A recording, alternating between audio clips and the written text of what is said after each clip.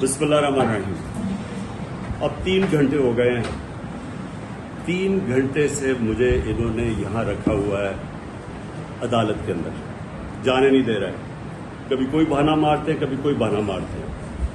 मैं आज सारी कौम को कह रहा हूँ कि अदालत ने मुझे हर जगह बेल दे दी है, मेरे ऊपर अब कोई केस नहीं है, मैं आज़ाद हूँ।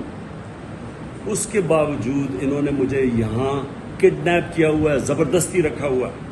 मैं सारी कौम को आज ये बताना चाहता हूँ कि इनकी बदनीयती है, ये फिर से कुछ करना चाहते हैं। सारी कौम तैयार हो जाए कि एक जब अदालतों के फैसले नहीं माने जा रहे, जिस मुल्क के अंदर कानून की हैसियत ही ख़त्म हो गई है, तो अवाम को पुरअमन एहतजाज करना चाहिए।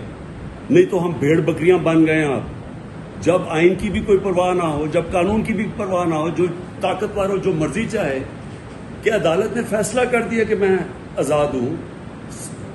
3 जजेस ने हाई कोर्ट के फैसला किया है, उसके बावजूद मुझे यहाँ रोका हुआ इन्होंने पिछले 3 घंटे से। मैं सारी कौम को भी बता रहा हूँ, आप पुरअमन तरीके से एहतजाज के लिए तैयार हो जाएं।